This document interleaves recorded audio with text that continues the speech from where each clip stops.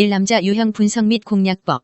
수없이 많은 연애를 해본 사람들조차 연애에는 정답이 없다고 말하는 근본적인 이유가 뭘까? 과거에 많은 사람을 만났다고 해도 새로운 사람을 만나면 느낌이 또 다를 수밖에 없다. 한 사람을 만난다는 것은 또 한 세계를 만나는 것과 같기 때문이다. 그러니 얼핏 보기에는 비슷할 것 같은 사람도 막상 만나보면 느낌이 사뭇 다르다. 그도 그럴 것이 20에서 30년 동안 겪은 경험이 다르니 내면 세계가 다른 색깔일 수밖에 없다. 그러니까 어떤 사람한테는 무조건 통하는 연애의 각종 방법이나 기술들이 다른 어떤 사람한테는 무조건 통하지 않을 때도 있다. 그렇지 않은가? 이것이 내가 주목한 점이다. 앞에서도 언급했지만 지금까지 출간된 수많은 연애 에세이에서는 남자는 이렇다, 여자는 이렇다 하고 무자르듯이 천편일률적으로 정의 내린 경우가 많았다. 외국 에세이의 경우가 특히 그렇다. 남자는 이런 성질을 가지고 있고 여자는 이런 성질을 가지고 있다. 그러니 여자는 남자한테 이렇게 해야 되고 남자는 여자한테 이렇게 할 줄 알아야 된다는 식이다. 물론 틀린 말은 아니다. 그러나 남성적 성향의 여자도 많아졌고 그 반대도 마찬가지이다. 또한 기본적인 성향이나 추구하는 이상, 속에 담고 있는 색깔은 비슷할지라도 어떤 부분에 더 비중을 두느냐, 가치를 두느냐에 따라 사람은 많이 달라질 수 있다. 지피지기면 백전백승. 상대의 성향을 제대로 파악해야 어떻게 공략해야 할지 견적이 나올 게 아닌가? 17년 동안 연애라는 전쟁터에서 살아남기 위해 발버둥치고 말 그대로 산전수전을 다 겪으며 깨달은 데이터를 토대로 우선 남자의 유형을 분석해 소개해보고자 한다. 마초남. 우선 마초남에는 두 가지 유형이 있다. 찌질한 마초남과 매력적인 마초남이 그것. 찌질한 마초남은 굳이 말하지 않아도 알 것이다. 경상도 버전으로 표현하자면 지 마음대로 생겨가지고 꼴의 남자라고 라는 말이 절로 튀어나오게 만드는 유형이다. 여기서 다루고자 하는 것은 물론 매력적인 마초남이다. 찌질한 마초 따위에 요즘 여자들이 관심 있을 리 없지 않은가? 여자들이 좋아할 만큼 훤칠한 키, 딱 벌어진 어깨, 적당한 근육량, 강한 리더십, 우유부단하지 않고 자기만의 주관과 성격이 뚜렷한 남자. 거기다가 젠틀한 매너와 청산유수 같은 말솜씨에 유머 감각까지 겸비했다면 이것이 과연 진정한 마초남으로서 이런 남자를 마다할 여자는 없다. 원래 여자는 마초남에게 끌릴 수밖에 없다. 자칭 페미니스트라고 콧대를 높이는 여자도 예외가 아니다. 인류의 유구한 역사를 통해서도 이미 증명된 바 여자가 강한 남자에게 끌리고 좋아하게 되는 것은 그냥 본능이라고 보면 된다. 형님의 여자에게 끌리는 아우의 트라우마 같은 것이 괜히 나오는 게 아니다. 강한 형님에게는 언제나 아리따운 여인이 붙어있게 마련. 내가 중고등학생일 때 소위 말하는 일진 중에서 짱은 항상 예쁜 여자친구가 있었다. 공감하는가? 그러나 마초남에게는 치명적인 오점이 존재하였으니 그가 전형적인 나쁜 남자 혹은 전형적인 바람둥이라는 것이 바로 그것이다. 대개 연애 경험이 일천한 어린 여자의 경우 마초남에게 쉽게 이끌리는데 그녀들이 마초남과 만나면서 좋은 추억을 만들 리는 만무하다. 왜? 그들은 너무나 마초남답게도 여자라는 존재를 우습게 여긴다. 성적 본능을 풀 수 있는, 쾌락을 느낄 수 있는, 나아가서는 자신의 외로움을 풀 수 있는 대상으로밖에 보지 못한다. 절대로 동반자의 개념이 아니다.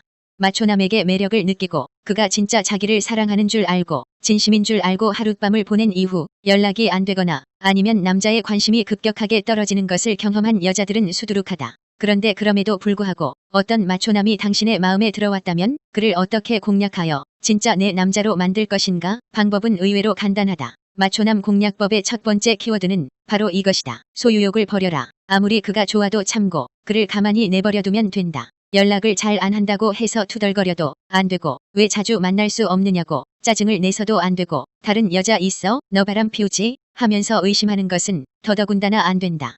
무엇보다 가장 중요한 것은 그 남자가 일을 하고 있거나 친구나 선후배 등을 만나거나 각종 모임에 참석한다고 했을 때 구속하려고 하거나 이해해주지 못하면 안 된다. 이해심이 없으면 그 남자를 잡을 수가 없는 것이다. 그건 다른 남자들도 마찬가지 아닌가요? 하고 누군가 물을지도 모르지만 특히 마초남에게는 조심해야 한다고 경고하는 것이다. 그들은 순간적으로 여자 때문에 짜증이 솟구쳐 올라오면 지금까지 그녀가 해주었던 모든 이해와 헌신 등을 날려보낼 수 있다. 그에게 사랑의 마일리지는 존재하지 않기 때문이다. 이런 치명적인 단점을 갖고 있는 마초남을 내 남자로 만들고 싶은 여자가 얼마나 되겠는가 하고 생각할지 모르지만 그리 만만한 문제는 아니다. 막상 이런 남자에게 매력을 느끼면 헤어나오지 못하는 여자들이 꽤 많기 때문이다. 그렇다면 소유욕을 버리고 이해와 헌신을 한다면 그가 내 남자가 될까? 그를 내 남자로 만들려면 한 가지가 더 필요한데 그것은 바로 적절한 관심이다. 예를 들어 그가 토요일 저녁에 모임이 있다고 한다. 토요일 저녁 7시 모임이라고 했을 때 6시 30분에 최소한 이런 문자 하나는 날려줘야 된다. 오빠 오늘 오랜만에 갖는 모임인데 재미있게 놀고 스트레스 확 푸세요. 다만 한 가지 내 소원을 말한다면 술은 먹되 즐기면서 조금만 먹어요. 즐거운 저녁 되길. 모임이 있다고 해서 연락을 아예 안 하는 것이 꼭 좋은 것만은 아니라는 걸 알아두길 바란다. 오늘 친구랑 술 약속 있어. 응, 알겠어. 이런 식으로 문자하면 안 된다는 말이다. 그 남자가 술을 마신다고 이야기하는 이유가 무엇이겠는가? 여자한테 관심을 받기 위해서다. 남자는 속으로 내가 술 마신다고 이야기하면 여자친구가 술 적게 마시고 일찍 들어가라고 이야기해주겠지라고 기대하는 것이다. 비록 그렇게 하지 않을지라도 그런데 쿨한 척, 시크한 척하면서 그가 하는 모든 일을 그대로 이해해주고 받아들이면 어떻게 될까? 마초남은 그 여자한테 정을 붙일 수가 없게 된다. 마초남에게 헌신과 이해 말고 다른 전략은 없나요? 뭡니까? 여자는 맨날 헌신하고 이해만 해야 합니까? 여자들은 이런 질문을 해댈 것이다. 물론 무조건적인 헌신과 이해는 오히려 독이 될 수도 있다. 헌신과 이해를 해주더라도 너라는 남자라는 조건을 붙여야 한다. 내가 여태껏 살아오면서 남자한테 이렇게 잘해주고 이해해준 적은 없어. 그런데 참 이상하게 오빠한테만은 그렇게 해야 될 것 같고 그렇게 할 수밖에 없을 것 같아. 이런 멘트를 던져봐라. 마초남에게도 의리와 양심은 있다. 이 말을 들은 마초남은 여자를 쉽게 버리지 못한다. 왜? 여자를 유혹하는 건 어떻게 보면 쉽다. 여자를 유혹해서 잠자리를 갖는 것은 마초남에게 그리 어려운 일이 아니다. 그러나 진정 자신을 위해서 이해와 헌신을 해주는 여자를 만나기는 쉽지 않다. 지금 세대는 특히 더 그렇다. 나이가 든 마초남일수록 이런 여자가 자기에게 얼마나 소중한지 뼛속 깊이 느끼게 마련이다. 숙맥남, 연애 경험이 적은 남자를 숙맥남이라 명명해본다. 물론 여기에도 두 가지 버전이 존재한다는 것은 말하지 않아도 알 것이다. 여기서 우리가 알아야 할 남자는 능력은 좋은데 연애 경험이 적은 남자이다. 이들은 부모가 주선하는 맞선이나 결혼정보업체를 이용할 때 자주 등장한다.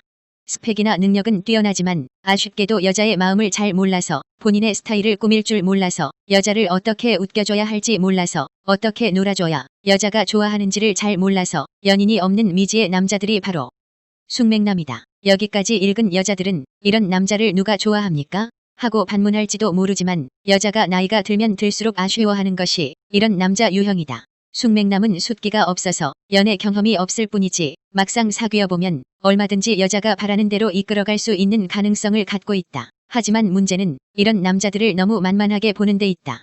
연애 경험이 별로 없어 보이는 숙맥남이 자신에게 약간 관심이 있다 싶으면 그때부터 여자는 그를 만만하게 보기 시작한다. 그러나 방심은 금물. 실제로 결혼이라는 문제를 대하는 이 남자들의 태도는 오히려 마초남보다 더 까다롭고 현실적일 확률이 높다. 도대체 왜 그럴까? 마초남이나 바람둥이 남자의 경우에는 어떤 여자에게 특정한 매력을 느끼게 되면 일단 그녀에게 꽂히고 본다. 그러나 숙맥남은 다르다. 그는 비록 어떤 여자에게 매력을 느꼈을지라도 이것도 보고 저것도 보고 잴 것 다 잰다. 연애 경험이 일천하기에 여자의 심리나 상황 등을 정확하게 인지하고 그에 맞게 대시하는 법도 알 수가 없다. 마찬가지로 경험의 부재에서 비롯되는 여성에 대한 판타지를 아직 버리지 못하고 있기 때문에 모든 조건을 생각한다. 일단 여자는 가정적이어야 하고 남자에게 헌신하고 이해도 해줘야 한다는 일반적인 남자 심리. 그와 더불어서 착한 성격, 자기 눈에 예뻐 보여야 하는 외모까지 다 일일이 챙기는 게 숙맥남의 특징이다. 그런데 이 남자 도대체 왜 이러는 것일까? 숙맥남이 20대였을 때 그는 여자들에게 인기가 없었다. 그 시절 그는 어쩌면 여자 앞에만 서면 작아지는 소심한 남자였을지도 모른다. 그러나 이제 그는 예전의 그가 아니다. 30대가 된 그에게는 스펙과 능력이라는 백그라운드가 생겼기 때문이다. 스펙이 갖춰짐과 동시에 미운오리 새끼였던 남자가 백조로 환골탈태하는 경우는 우리 주변에서 어렵지 않게 볼 수 있다. 30년 동안 모태솔로였던 내 친구는 검사라는 타이틀을 달자마자 맞선 시장의 황태자로 등극했다. 결혼정보업체의 공략 대상이 되고 많은 여자들이 선망하는 대상이 된 그 친구는 단 몇 달 사이에 인기 없는 남자에서 바람둥이 남자가 되었다. 그렇다면 이런 숙맥남은 어떻게 공략하는 것이 좋을까? 우선 연애 경험이 별로 없는 그가 여자에 대한 환상을 갖고 있다는 사실을 상기해보자. 세상의 남자들이 일반적으로 생각하는 여자에 대한 고정관념이 있다. 여자라면 이렇게 행동해야 되고 이렇게 말해야 된다는 것이 있지 않은가? 그러니 바로 그 느낌에 충실한 여자가 되라. 여성 판타지에 부응하는 여자가 되라. 간혹 성격이나 행동이 남자 같아 보이는 여자들이 있는데 그런 여자 솔직히 남자들에게 잘 먹히지 않는다. 설사 그런 여자에게 매력을 느끼는 남자가 있다고 하더라도 결혼이라는 장벽 앞에서는 무너지는 경우가 다반사이다. 혹시 이 글을 읽고 있는 여자들 중 그런 유형의 여자가 있다면 그 성격을 숨기든지 바꾸든지 하라고 분명히 말하고 싶다. 그렇지 않으면 숙맥남을 내 사람으로 만들기는 힘들다. 기분 좋게 연애에 돌입한다고 해도 결정적인 순간 그 남자는 너는 좋긴 한데 결혼할 여자는 아니야 라고 외칠 것이다. 이것이 무엇을 의미하겠는가? 숙맥남은 그 여자의 얼굴이나 몸매를 보고 사귈 만하니까 사귀고 속궁합을 맞춰보고 나서 어느 정도 만족을 하니까 관계를 지속한다. 그런데 막상 결혼이라는 것을 생각할 때 그 여자는 후보에 들어있지 않다는 뜻이다. 그는 그녀와 언제든 헤어질 준비를 하고 있거나 심하면 속으로 다른 여자를 염두에 두고 있을지도 모른다. 또 한 가지 숙맥남의 특징은 여자에 대한 보상 심리가 있다는 점이다. 내가 너를 내 여자로 만드느라 얼마나 힘들었는데 내가 너한테 얼마나 어떻게 노력했는데 라는 생각을 한다는 것이다. 마초남이나 바람둥이 남자들과 다른 점이 바로 이 지점이다. 이 남자들은 여자를 손쉽게 유혹한다. 이들은 이미 여러 여자를 만나봤기 때문에 여자의 성격이 어떤 유형인지 자신이 뭔가 행동을 했을 때 여자가 어떤 반응을 보일지 얼추 꿰고 있다. 그만큼 맞춤형 전략으로 여자에게 접근하기 때문에 쉽게 여자 마음을 자기 것으로 만든다. 그렇기 때문에 보상 심리도 덜하다. 그러나 30년 넘게 연애를 해보지 않은 숙맥남의 경우는 다르다. 짝사랑만 주로 했던 그는 이제야 본인이 남자로서 여자들에게 인정받고 있고 자신에게 넘어오는 여자가 있다는 것을 몸으로 체험하게 되었다. 그러니 여태껏 서러웠던 세월까지 합해져서 인정받으려는 욕구가 꿈틀거릴 수밖에 없는 것이다. 또한 전문직에 종사하거나 일반 대중들에게 선망의 대상인 직업을 가진 남자들이기 때문에 인정받고 대접받으려는 욕구는 당연히 따라오게 마련이다. 여자가 그것을 몰라주면 숙맥남은 절대로 넘어오지 않을 것이다. 섬세남, 분명히 많이 존재한다. 모름지기 남자라면 우유부단하지 않고 화끈하고 일처리도 빠르고 해결 본능을 가지고 있고 넓은 마음으로 여자를 감싸 안아줄 거라는 게 일반적인 생각이지만 현대사회에서 이런 남자는 점점 줄어들고 있다. 왜? 남자와 여자의 구별이 점점 모호해지고 있기 때문이다. 핵가족화된 지는 이미 몇십 년이 되었으며 현대의 가정은 자식을 하나 혹은 둘밖에 낳지 않기 때문에 과잉보호하는 경향이 진하다. 요즘 10대, 20대 남자들은 부모의 보호라는 환경에서 온실 속화초처럼 자란 경우가 많다. 섬세남은 대부분 이렇게 중산층 이상의 계층에서 보호받으며 자란 경우가 많은데 이들은 자기만의 인생 철학을 갖고 있다. 그런데 그것이 일반적으로 이야기되는 남자 심리의 범주에서 벗어나는 경우가 다반사이다. 혹은 남자, 여자 심리를 종횡무진 넘나드는 경우도 많다. 그래서 섬세남을 여자 같은 남자라고 설명하기도 한다. 연애 전문가, 남녀 심리 전문가들이 쓴 남자 심리 설명서만 봐서는 섬세남이 무엇을 생각하는지 도무지 종잡을 수가 없다. 남자는 원래 이런 동물이다. 이런 원칙 같은 거 들어맞지 않는다. 그러니 섬세남에게 매력을 느낀 여자는 이렇게 토로하는 것이다. 그 오빠가 도대체 왜 이러는 걸까요? 어떻게 남자 심리가 여자 심리보다 더 복잡한가요? 이 남자 혹시 게이 아닙니까? 예측이 가능하지도 단순하지도 않은 이 복잡한 남자. 그는 자기의 속마음을 숨기고 있다. 뭔가 여자의 행동이 마음에 안 들고 기분이 언짢아도 결코 적극적으로 표현하지 않는다. 그는 답답한 여자가 적극적으로 질문해도 답하지 않고 묵묵부답으로 일관하는 경우가 많다. 한마디로 말해서 섬세남은 말수가 적은 과묵남이기도 하다. 그렇다면 섬세남이 내 마음에 들어왔을 때 어떻게 공략해야 하는 것일까? 일단 그가 이런 유형이란 판단이 서면 꼭 물어봐야 할 것이 있다. 그게 무엇이겠는가? 바로 이 질문이다. 씨는 어떤 여자를 싫어하세요? 무엇을 좋아하는지가 아니라 무엇을 싫어하는지를 알면 그 사람이 어떤 사람인지 정확하게 알게 되는 때가 있는데 지금이 바로 그때이다. 이런 여자만큼은 정말 싫다 하는 그의 속마음을 허심탄회하게 들어볼 필요가 있다. 어떤 여자가 소개팅이나 맞선에 나가 분위기 좋고 기분 좋게 잘 먹고 마시고 돌아왔다. 그 남자의 이미지가 나쁘지 않았고 왠지 그 남자도 자신을 좋아하는 것 같은 느낌이 들었다. 그런데 이게 웬일인가? 하루 이틀이 지나고 일주일이 지나고 한 달이 훌쩍 지나가도 그에게서는 애프터 신청이 들어오지 않는다. 여기서 이 남자, 그 주인공이 바로 섬세남이다. 분명히 그 섬세남은 소개팅 자리에서 상대 여자의 안 좋은 모습을 봤을 것이다. 본인이 이해하기 힘든 이야기를 여자가 늘어놓았거나 아니면 단순하게 그 여자의 외모가 맘에 안 들었을 수도 있다. 그런데 이쯤에서 상대 여자는 이런 의문을 제기할 것이다. 도대체 왜 그 남자는 내가 마음에 들지도 않으면서 분위기를 그렇게 좋게 해주고 내가 기분 나쁘지 않게 배려해줬죠? 우리는 그날 2차까지 갔다니까요. 이렇게 당황스러워하는 여자들에게 나는 힘주어 이야기한다. 그래서 제가 처음에 여자 같은 남자 유형이라고 설명하지 않았던가요? 하고 말이다. 이 남자의 습성에는 배려라는 단어가 이미 녹아들어 있다. 여자들도 그렇지 않은가? 소개팅이나 맞선에서 마음에 들지 않는 상대가 나오더라도 남자의 입장을 생각해서 소개팅을 주선한 사람의 입장을 생각해서 예의상 이야기를 들어주고 웃어주고 소위 배려라는 것을 하지 않는가? 그 여자의 심리와 싱크로율 100%라고 보면 무방하다. 섬세남의 인간관계는 울타리형이 많다. 그는 자기만의 울타리를 만들어 놓고 그 울타리 안에 누군가 들어왔을 때는 잘 챙겨주고 좀 심하면 간까지 빼주는 스타일이다. 자신의 전문 직업 세계가 확고해서 인간관계가 넓은 남자일지라도 정말 친하고 속마음을 표현하는 사람은 상당히 소수일 확률이 높다. 그러니 또 어떤 점이 있겠는가? 일단 이런 남자의 울타리 안에 들어가게 되면 관계가 아주 오래 지속될 수밖에 없다. 그러니 만약 섬세남이 처음부터 적극적으로 당신에게 대시하지 않는다 해도 너무 실망하지 마라. 당신이 싫어서 그러는 것은 절대 아니기 때문이다. 물론 당신이 그가 오랫동안 꿈꿔왔던 이상형이거나 그가 당신에게 첫눈에 반해 눈이 뒤집어졌다면 다르게 행동했을 것이 분명하다. 그 경우를 제외하고 그냥 나쁘지 않은 감정을 갖고 있다면 그는 당신에게 뜨뜻미지근한 태도로 일관할 것이다. 자, 그렇다면 그런 우유부단한 섬세남을 어떻게 내 남자로 만들 것인가? 만약 당신이라는 여자가 보기에 그 남자가 정말 괜찮다면 과감하고 적극적으로 행동하라고 말하고 싶다. 연락도 자주 하고 안부 문자도 자주 보내라. 이때 그 남자를 챙겨주는 말이나 행동들을 해라.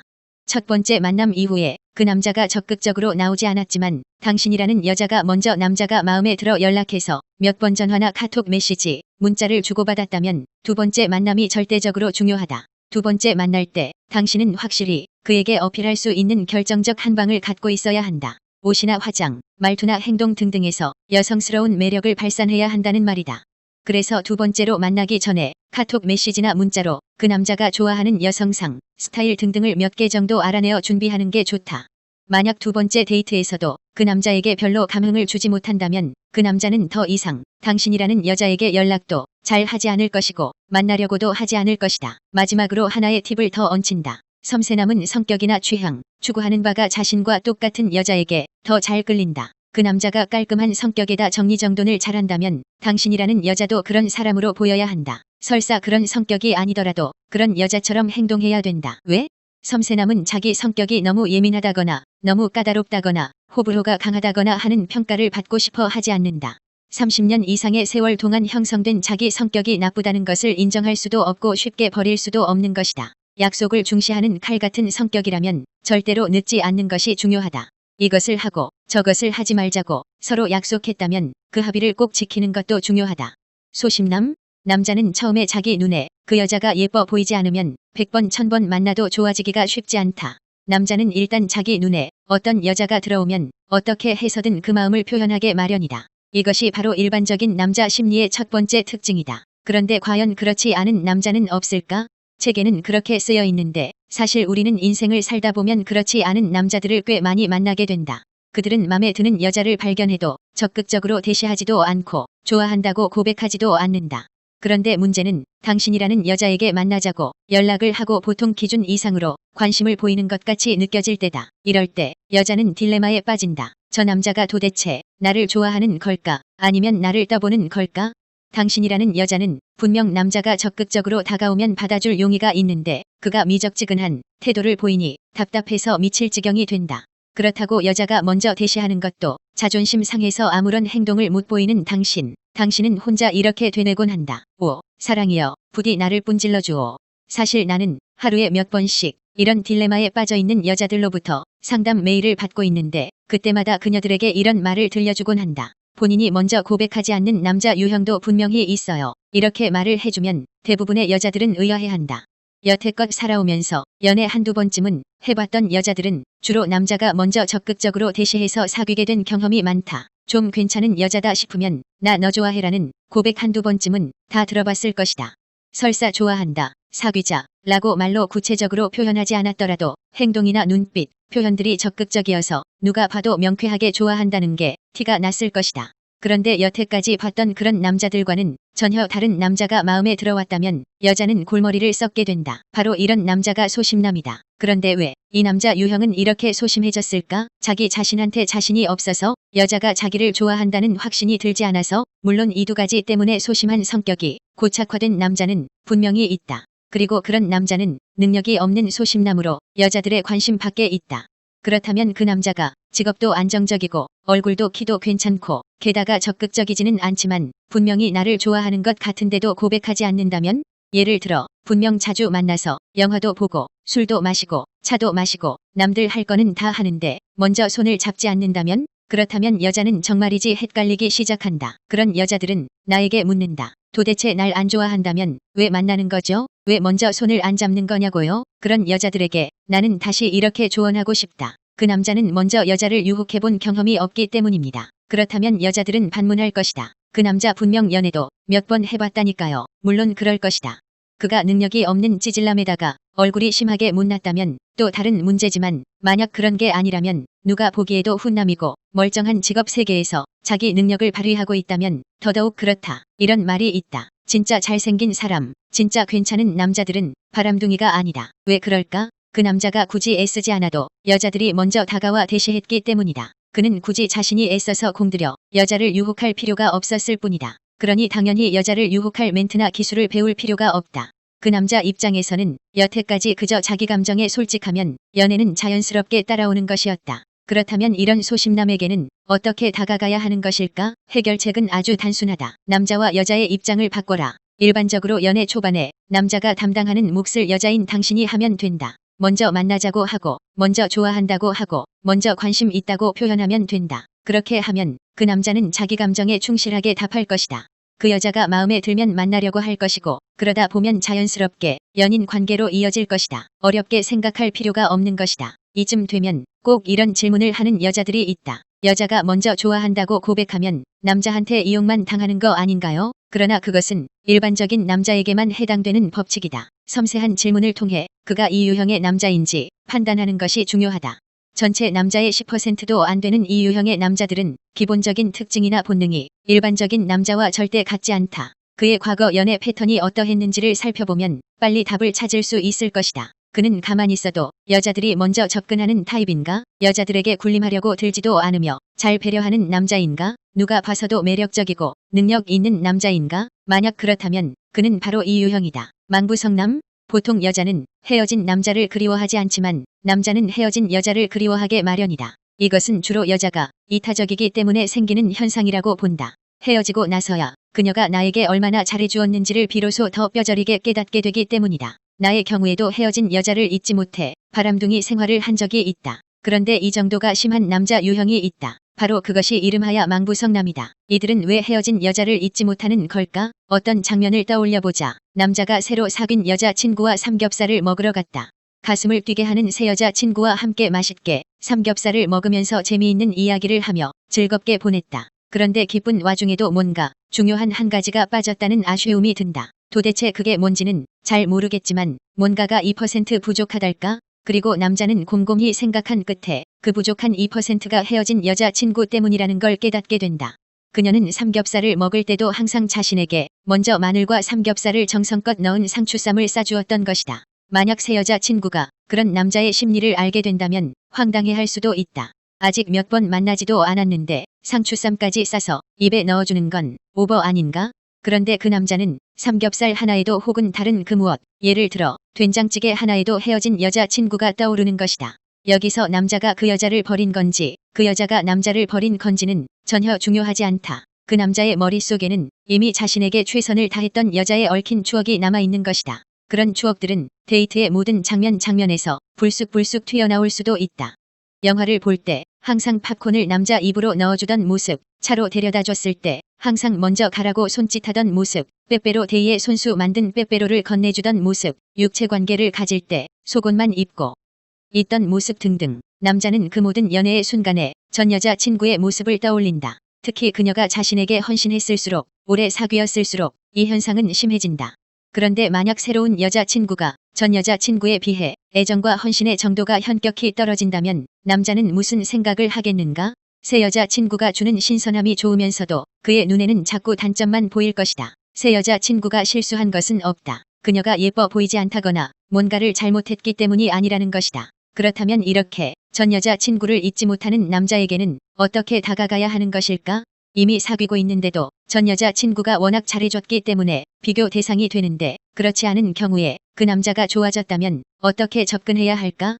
그 남자가 당신이라는 여자한테 적극적으로 다가오는 경우에는 고민할 필요가 없지만 만약 그렇지 않을 때는 어떻게 해야 하는 것일까? 사실 그가 다가오지 않는 경우는 당신이 전 여자친구보다 덜 괜찮기 때문이다. 그러나 그렇다고 해서 그 남자를 절대 포기할 수 없을 것 같다면 어떻게 해야 할까? 우선 장기전으로 돌입해야 한다는 것을 전제로 깔아라. 이런 남자들은 의외로 정에 약하다. 한 번 마음을 준 상대를 쉽게 잊지 못한다는 것은 그만큼 들어가긴 힘들지만 한 번 들어가면 오래 간다는 것을 뜻한다. 밥을 한 끼 먹든 차를 한 잔 마시든 부담이 없는 상태에서 지속적으로 꾸준히 해야 한다. 여기에는 전제 조건이 하나 있다. 당신이 아무리 그 남자가 좋다고 해도 우선은 그 남자가 당신과 만나는 것에 대해서 거부감이 전혀 없어야 한다. 만약 당신이 먼저 대시했을 때 그 남자가 묵묵부답이거나 일부러 피하는 느낌이 든다면 100번 찔러봐야 이미 백전백패, 게임은 끝났다고 보면 된다. 왜?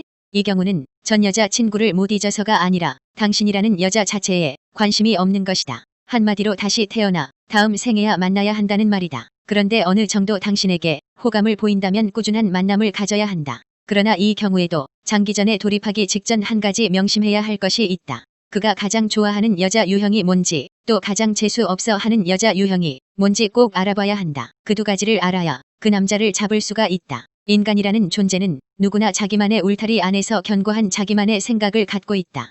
20살만 넘어도 이미 자기 생각 내지는 자기 인생 철학을 갖게 마련인데 그 남자의 경험에서 비롯된 여성관을 부정할 수는 없는 노릇 아닌가? 그는 이미 깊은 연애를 해보았고 사랑이라는 게 뭔지 맛을 본 사람이다. 그 남자를 내 사람으로 만들고 싶다면 전 여자 친구보다 훨씬 더 자신이 장점이 많다는 것을 보여줘야 하지 않겠는가? 이 여자 유형 분석 및 공략법 25살 때였다. 10년도 더 지난 일이지만 정확히 기억할 만큼 나에게는 충격적인 일이었다. 19살 연애의 물꼬를 튼 이후 배운다는 마음으로 연애 기술들을 독파해 나가면서 세상 모든 여자를 다 꼬실 수 있을 것 같다는 말을 서슴없이 내뱉던 20대였다.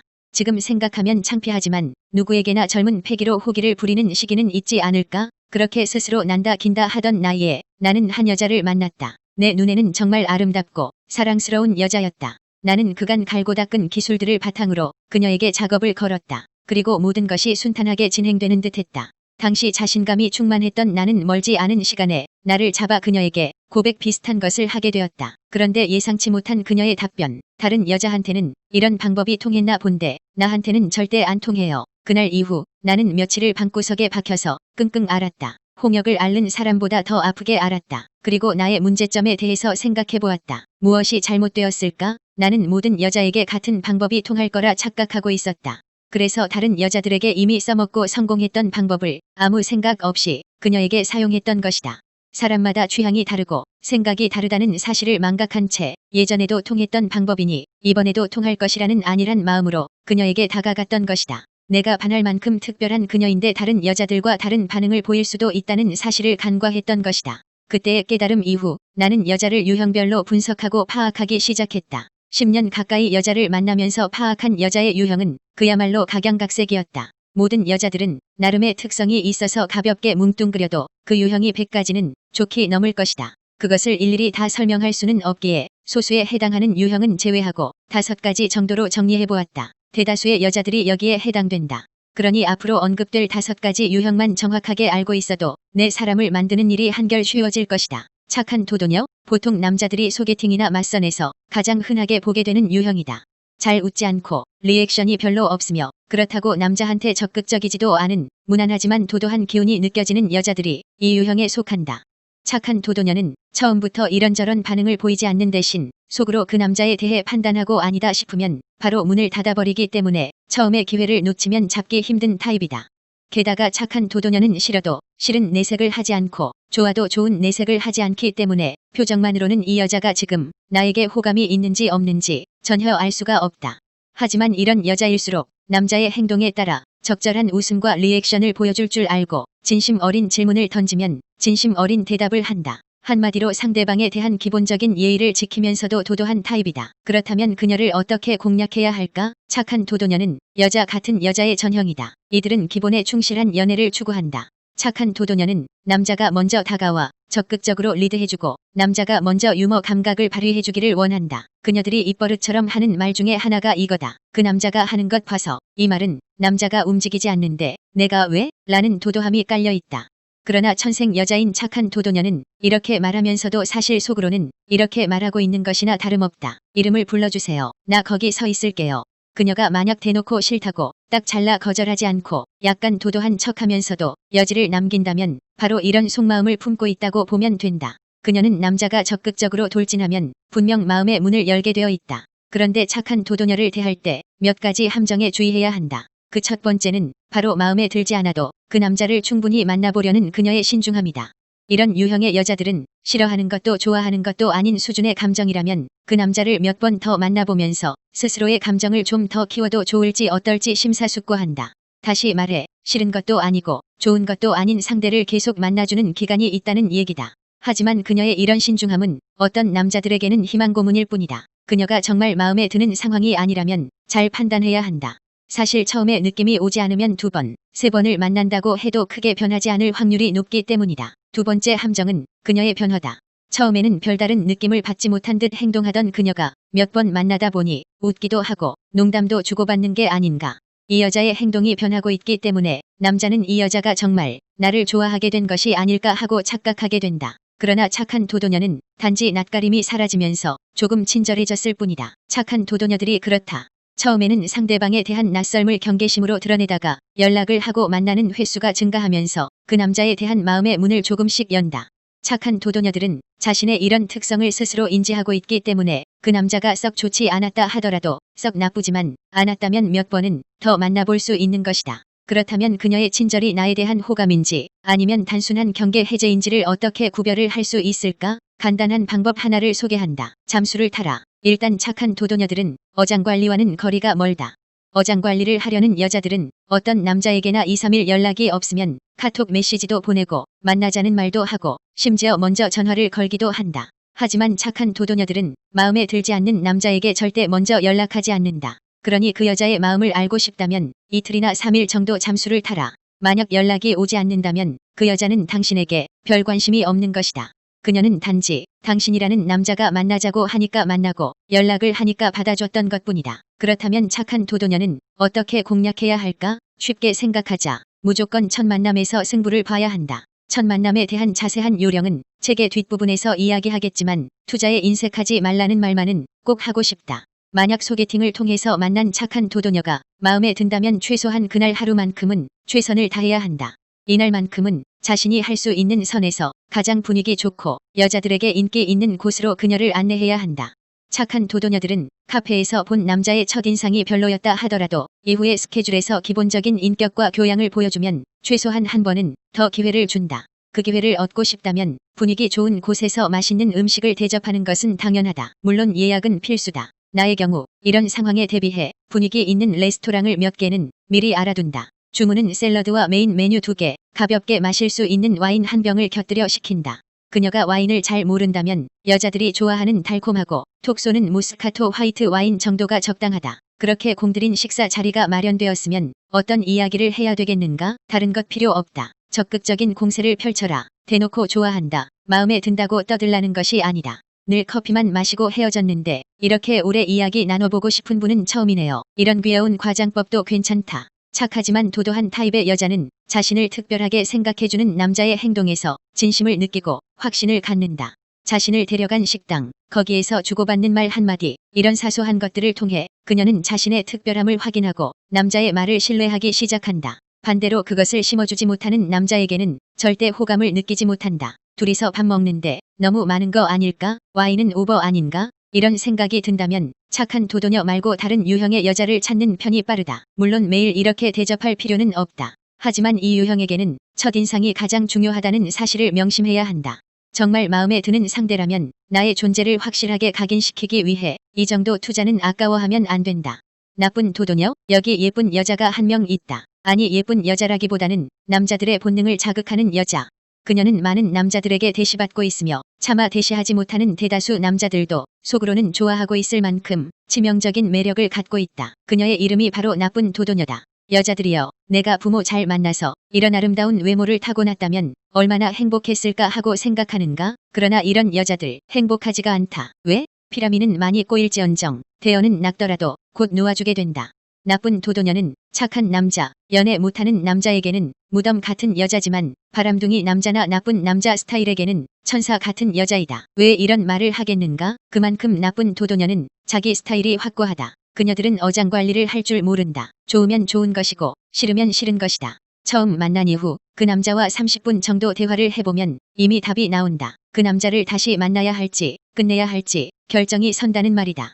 착한 도도형 여자들은 별로 마음에 안 들어도 그 남자가 착하거나 자기한테 잘해주면 몇 번의 기회를 더 주지만 나쁜 도도형 여자들은 단 한 번의 기회조차 더 주지 않는다. 그러나 자신이 마음에 들어 하는 남자에게는 상당히 적극적이다. 여기서 적극적이라는 것이 당신 좋아해요, 마음에 들어요라는 식으로 말을 한다는 것이 아니다. 그냥 여자의 얼굴에 그렇게 적혀 있다. 나쁜 도도녀는 남자를 보는 자기만의 눈을 갖고 있다. 그것이 대부분 일반적인 남자들보다 훨씬 괜찮은 수준의 남자들인데 문제는 이들이 대체로 바람둥이 유형의 남자라는 것이다. 그 중에서도 마초남 유형에게 상당히 잘 넘어가는 편이다. 어느 수준 이상의 키와 덩치가 있고 옷 입는 스타일도 괜찮고 말도 유머러스하게 하면서 확실하게 여자를 리드할 수 있는 남자. 사실 얼굴은 그다지 중요하지 않다. 영화 내 아내의 모든 것에 등장하는 카사노바 역할의 류승룡이 잘생겼나? 그렇지 않다. 얼굴은 류승룡 정도 되지 않아도 그냥 같이 밥 먹을 때 토 나오지 않을 정도만 되면 된다. 문제는 리더십과 자신만만함, 수컷다운 매력이다. 자신이 먼저 푹 빠져서 사랑의 기분을 만끽하고 싶어 하는 나쁜 도도녀는 확실히 이런 거친 남자들에게 약하다. 이유가 뭘까? 사실 이 여자의 내면 깊은 곳에 들어가 보면 본인도 그런 남성적 성격을 갖고 있는 경우가 많다. 그렇지만 그러한 남성적 기질을 발휘할 기회를 얻지 못한 나쁜 도도녀는 대신 그런 기질을 갖춘 남자를 보면 압도당하는 것이다. 호불호가 분명하며 스스로에 대한 자부심이 강한 나쁜 도도녀. 매력적인 바람둥이 스타일 남자가 아니라면 이 유형의 여자를 유혹하기는 쉽지 않다. 그러나 만약 그래도 그런 여자에게 도전해보고 싶다면 섣불리 되지도 않으면서 세게 나가지 말고 그녀의 연약한 마음을 공략하라고 조언하고 싶다. 만약 당신이라는 남자가 소개팅이나 맞선에서 나쁜 도도녀를 만났다. 그런데 당신은 매력적인 바람둥이 스타일이 아니다. 그녀는 그런 당신의 스타일을 이미 파악하고 어떤 이야기에도 그저 시큰둥하게 대응하고 있다. 그렇다면 연인이 되겠다고 마음먹고 달려들지 마라. 대신 친구라는 개념으로 또는 오빠 동생이 되어보자는 결심을 하고 다가가는 것이 훨씬 효과적이다. 적극적으로 친구가 되어주겠다고 나서라는 말도 아니다. 그저 그녀의 이야기를 편안하고 인내심 있게 들어주기만 해도 일단은 좋은 남자로 인식되는 성과를 거둘 것이다. 나쁜 도도녀는 의외로 외톨이형 성격이 많기 때문에 진심으로 친구가 되어준다면 나중에는 효과를 거둘 수 있을지도 모른다. 괜히 처음부터 남자로 다가가면 연락두절을 당하거나 더 이상 연락하지 말아달라는 말을 듣기 십상이다. 만약 그런 말을 듣게 되면 이미 게임은 끝나버린다. 더 이상 그녀를 볼 기회조차 없는 것이다. 활발력? 처음 본 남자에게 미소를 날리는 그녀. 남자가 한마디 한마디를 할 때마다 호기심을 보이고 궁금하다는 식의 메타메시지를 온몸으로 표현하는 그녀. 상대방의 말에 심하게 박수를 치며 응대하거나 까르르 넘어가는 반응을 보이는 그녀. 그녀가 바로 활발려다. 남자는 이런 여자에게 넘어갈 수밖에 없다. 왜? 지금까지 여자를 만나면서 이런 표정과 말투를 본 적이 없기 때문이다. 특히나 연애 경험이 별로 없는 남자들이 활발려를 만나게 되었다고 치자 안 넘어갈 수가 있겠는가? 내 말에 웃어주는데 하찮은 나에게 이렇게 관심을 가져주는 여자가 없었는데 내 앞에 앉아있는 그녀는 나에게 이렇게 호응하고 있지 않은가? 그런 남자들은 활발려를 만나자마자 홀딱 넘어가고 만다. 그녀가 자신에게 호감을 갖고 있다고 확신하고 심지어는 자신을 좋아하고 있다고까지 생각하기 때문이다. 그녀와 친해지면서 이런 생각은 확고한 신념으로 뿌리내린다. 그녀는 남자에게 자연스럽고 쉽게 자기가 먼저 스킨십까지 시도하기 때문이다. 먼저 키스를 하는 것은 아니지만 팔짱을 낀다거나 술을 먹고 어깨에 기대거나 손을 만진다거나 몸을 툭툭 친다거나 하는 행동은 쉽게 할 수 있다. 이런 여자를 본 남자는 자신감에 충만해진 채 그녀에게 고백을 한다. 있잖아, 나 너 좋아해. 그런데 과연 그녀의 입에서 흘러나오는 대답은 무엇이란 말인가? 이런 상황을 많이 겪어본 여자는 남자의 마음을 아프지 않게 하기 위해 이렇게 말한다. 나도 오빠 좋아해. 하지만 남자로서 좋아하는 것은 아직 아니야. 우리 일단은 좋은 오빠 동생으로 지내요. 이 멘트에서 형광펜으로 진하게 그어가면서 생각해야 할 말이 하나 있다. 아직 아니야. 이 말이 남자한테 어떤 의미로 다가올까? 이 글을 읽고 있는 남자들이 당연히 떠올릴 말 맞다. 조금만 더 하면 그녀를 충분히 자기 여자로 만들 수 있다는 착각을 불러일으키는 말이란 소리이다. 하지만 이것은 어디까지나 남자의 착각일 뿐이다. 왜? 그녀는 단지 당신이라는 남자가 상처받는 것이 싫어서 이렇게 둘러대는 것뿐이다. 한마디로 말해서 상황을 아름답게 포장하고 있다고 보면 된다. 활발려의 가장 큰 특징이 무엇인 줄 아는가? 그녀는 어장관리를 하는 유일한 유형이다. 그녀는 몇 번 연락을 주고받고 데이트를 한 남자가 갑자기 연락을 하지 않으면 자신이 먼저 연락을 한다. 혹시 저한테 삐지신 거 있으세요? 혹시 저 잊어버리실까 봐 전화드렸어요. 잘 지내시죠? 요즘에 바쁘신가 봐요. 연락 기다리고 있었는데 이런 식의 멘트를 날린다. 이 상황을 전해들은 연애 전문가들은 대부분 여자분이 이런 멘트를 하는 것은 남자분께 마음이 있다는 겁니다. 조금만 더 노력하면 그분을 얻을 수 있을 거예요라고 조언한다. 그러나 만약 그 여자가 활발녀라면 이야기는 180도 달라진다. 그녀는 당신이라는 남자에게 꼭 관심이 있어서 저렇게 챙기는 멘트를 날리는 것이 아니다. 어장관리를 하고 있을 뿐인 것이다. 어장관리는 노력이라는 것이 필요하고 그것이 습관으로 배어 있어야 가능하다. 착한 도도녀나 나쁜 도도녀는 어장관리를 하라고 해도 안 한다. 정확히 말하면 안 하는 게 아니라 못하는 것이다. 그런데 활발녀는 어장관리 경험이 무수히 많다. 본인이 의도했든 의도하지 않았든 어장관리에 힘써온 이력이 있는 것이다. 그렇다면 활발녀는 어떻게 공략해야 될까? 솔직히 말하자면 활발녀를 공략할 특별한 비법은 없다. 다만 지금까지의 경험을 통해 알게 된 사실은 한 가지 있다. 활발녀는 자신이 진짜 마음에 드는 남자를 발견하면 본인이 알아서 접근한다. 그렇다면 그녀가 먼저 다가오게 만들어야 하는데 남자는 뭘 어떻게 해야 하는 것일까? 사실 남자 입장에서 할 수 있는 건 많지 않다. 남자가 어떤 액션을 취하든 열쇠는 그녀가 쥐고 있기 때문이다. 그러나 기본적으로 남자가 취해야 할 자세는 명확하다. 자신이 여자를 이해할 수 있는 남자라는 것을 보여줘라. 예를 들어 남녀 간의 데이트 비용에 대한 이야기가 대화 중에 나왔다고 치자. 남자가 그 여자를 보고 싶어서 만났는데 여자한테 데이트 비용을 내라고 하는 게 말이 되나요? 그 여자는 남자를 만나기 위해서 화장하고 옷 입는 데만 1시간이 넘게 썼을 텐데요. 데이트 비용은 당연히 남자가 내야죠. 이런 식으로 말할 줄 알아야 된다.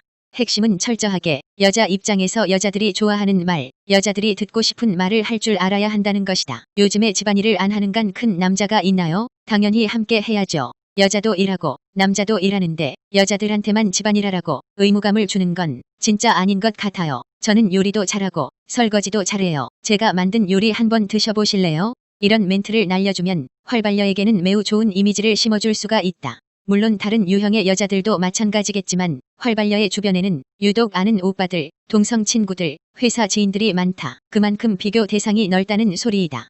그 남성 그룹 안에서 비교적 괜찮은 남자로 분류되려면 여자 입장에서 좀 과장해서 말하면 여자의 대변인이 되어 말할 줄 알아야 한다. 비록 거짓말일지라도 그녀를 유혹하려면 그렇게 해라. 그래야 그녀의 머릿속에 당신이라는 남자가 다른 평범하고 고리타분한 남자들과는 다른 특별한 이미지로 기억될 것이다.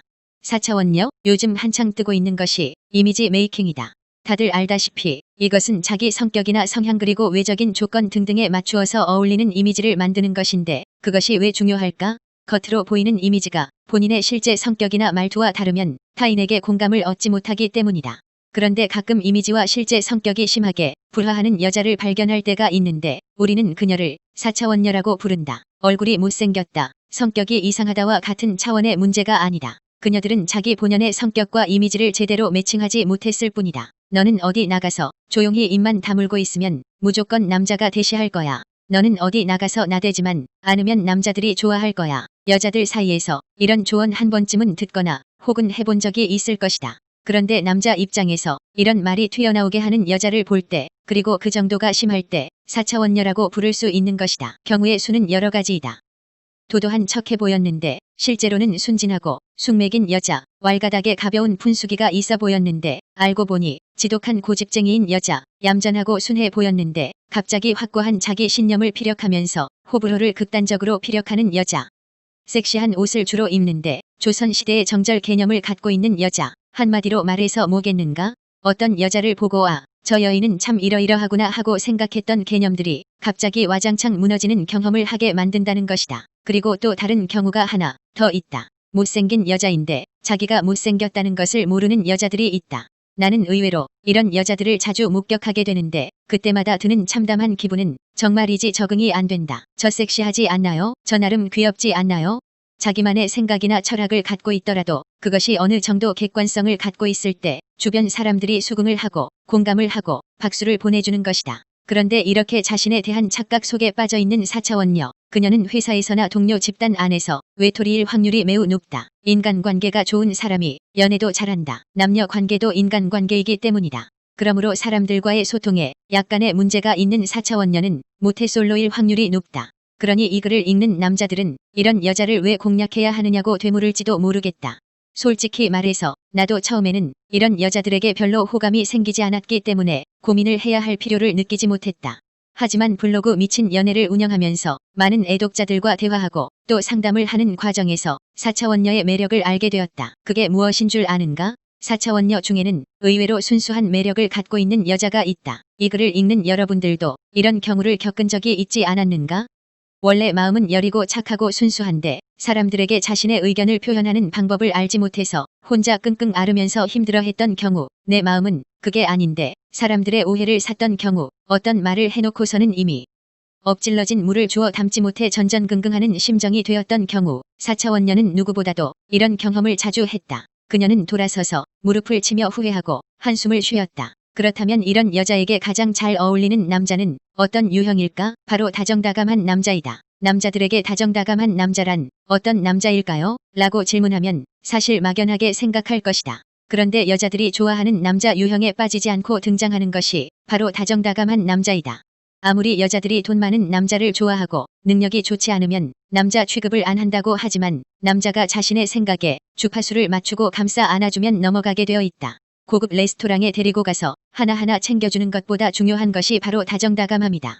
자, 자신의 그룹에서 외톨이가 되어버린 우리의 4차원녀에게 어떤 다정다감함을 보여줘야 할까? 사실 4차원녀를 내 여자로 만드는 것은 그다지 어렵지가 않다. 그저 그녀를 똑바로 쳐다보고 그윽한 표정으로 가만히 알아주기만 해도 이미 그녀의 마음은 나의 것이다. 예전에 내가 만났던 여자 중 4차원녀가 있었다. 나는 그녀와의 세 번째 만남에서 술자리가 무르익자 이런 멘트를 던졌다. 좀 힘들어 보이네요. 그 말 한마디를 듣고 내 앞에서 눈물을 펑펑 쏟아내던 그녀의 모습이 지금도 생생하게 떠오른다. 나는 그런 모습을 보면서 그녀가 실컷 울 때까지 내버려 두었다. 그저 손수건만 건네줄 뿐이었다. 어느 정도 시간이 흐르면서 그녀의 눈물방울이 가늘어져갈 무렵 나는 다시금 말을 건넸다. 이야기해보세요. 제가 딱히 해결해드릴 수는 없을지 모르지만 그냥 말이라도 하면 속은 시원해질 수도 있잖아요. 그때부터 그녀는 속상했던 일을 하나하나 풀어놓았고 나는 그 말에 하나하나 공감해 주었다. 그리고 그녀가 얼마나 힘들었는지 마음이 얼마나 아팠는지를 함께 되짚으며 적절한 리액션과 제스처를 취했다. 그리고 그녀는 그날 이후 내 사람이 되었다. 여기서 말한 다정다감 비법은 4차원녀에만 국한되지는 않는다. 사실 모든 유형의 여자들이 남자가 이렇게 해주기를 바라니 이 글을 읽는 남자들은 참고하시라. 울타리녀, 낯을 가린다. 아는 사람들만 만난다. 새로운 것을 적극적으로 받아들이지 않는다. 남자를 만나려는 의지가 없다. 이상이 울타리녀의 기본적인 특징이다. 여자 꼬시는 것이 가장 쉬웠어요라고 말하고 다니는 나에게도 이런 여자는 쉽지 않다. 그래서 나는 울타리녀를 제일 싫어한다. 왜? 꼬시려면 시간이 많이 걸리기 때문이다. 이런 여자들 중에는 흔히 우리가 말하는 건어물녀도 포함되어 있다. 퇴근 이후 그리고 주말에는 집안에만 처박혀 잠만 자는 여자. 사람 만나는 걸 즐기지 않고 애완동물만을 벗삼고 맥주에 오징어 등 건어물 안주를 곁들여 먹는 바로 그 여자 말이다. 건어물녀를 포함한 울타리녀들은 주로 30대 중후반의 직장 여성들이다. 그녀들은 회사와 집을 반복하는 게 일상의 대부분이다. 여기서 기껏 추가해봐야 주말에 교회나 성당에 잠깐 간다거나 운동을 하러 헬스장이나 요가 학원에 다니는 정도일 뿐이다. 울타리녀의 특징은 남자가 없어도 자기 삶에 만족하고 있다는 것이다. 과거에 한두 번 남자를 만나봤지만 결혼까지 이어지지 않았고 그 이후 자기 일에만 매달려온 그녀들에게는 대개 즐거움을 함께 나누는 몇 명의 친구들이 있다. 그러므로 그녀들은 남자가 없어도 별로 아쉬울 게 없는 사람들이다. 그러나 어느 유형의 여자에게도 틈새는 있게 마련. 울타리녀의 약점은 바로 외로움이다. 연애를 안 한 지 적어도 2년 이상 되고 나이는 30대 후반으로 달려가고 있는 그녀들은 혼자 있는 시간을 즐기면서도 지독하게 외롭다. 그렇다면 외로운 울타리녀에게는 어떤 공략법을 사용해야 할까? 그녀가 외로운 이유는 사랑받지 못해서 연애하지 못해서이기도 하지만 공감할 만한 남자가 없어서이기가 쉽다. 그런 그녀에게 쓸 수 있는 가장 기본적인 방법은 믿음을 주는 것이다.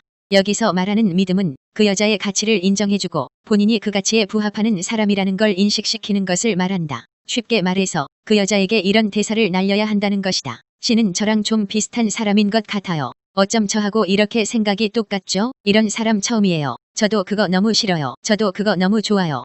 이런 대사가 그녀의 가슴 속에 차곡차곡 쌓이면 당신이라는 남자에 대한 믿음 역시 쌓이게 마련이다. 그랬을 때 그녀는 마음의 문을 열 것이다. 사회생활을 오래 했으며 몇 번의 연애 경험도 갖고 있는 울타리녀를 한 달 만에 찍어 넘길 방법은 없다. 꾸준히 오랫동안 가랑비에 옷 젖듯 작업해야 한다는 걸 알아야 한다.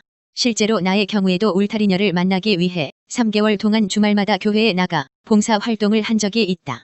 그 이전까지 교회라고는 단 한 번도 가본 적이 없었지만 그녀에게 믿음을 주기 위해 3개월 내내 토요일, 일요일을 교회에서 보냈다.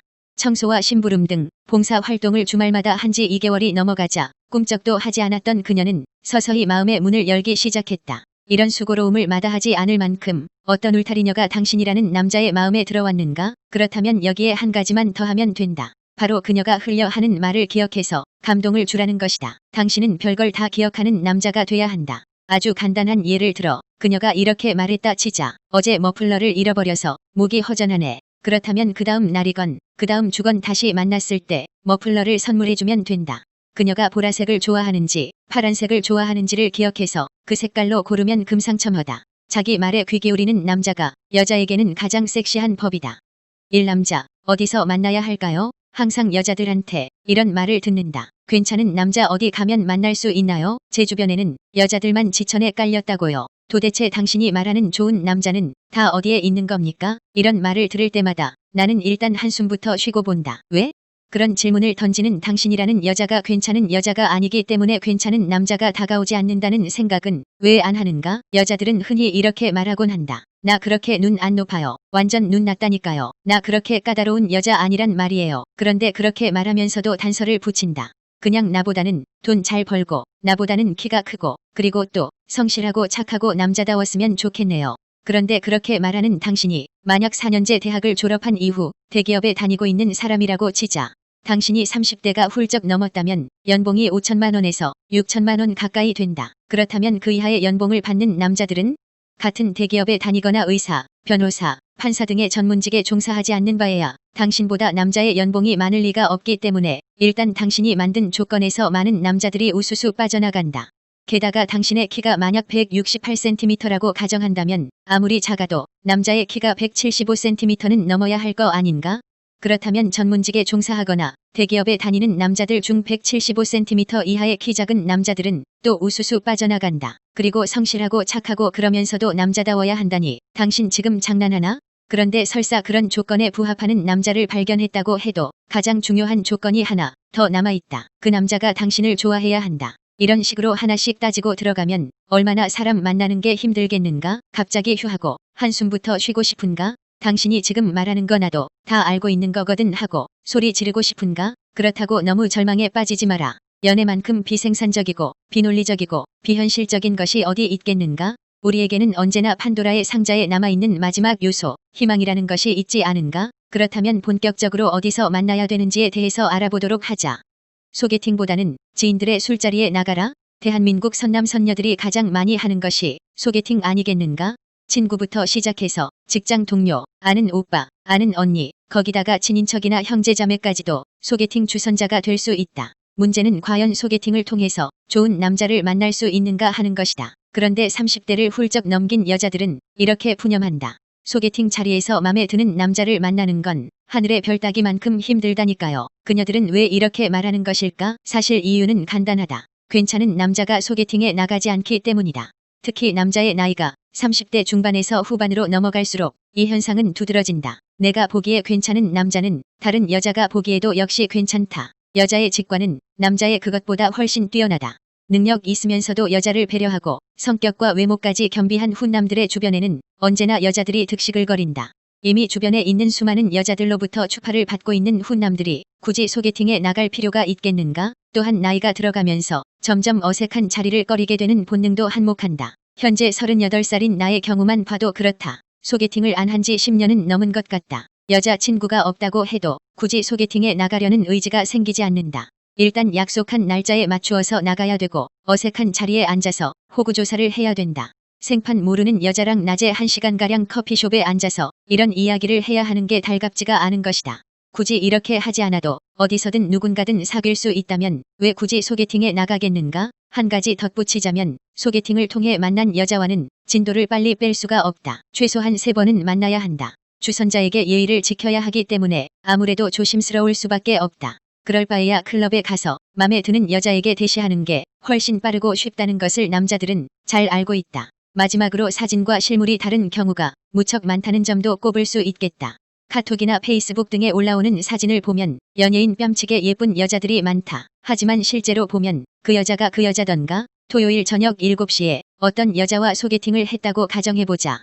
소개팅 전에 카톡으로 메시지도 주고받으며 그녀의 멘트가 마음에 들었고 카스에 올려놓은 그녀의 사진을 보니 더욱 흡족하게 마음에 들었다. 그러면 당연히 남자는 기대에 한껏 부푼 상태에서 그 자리에 나갈 것 아닌가?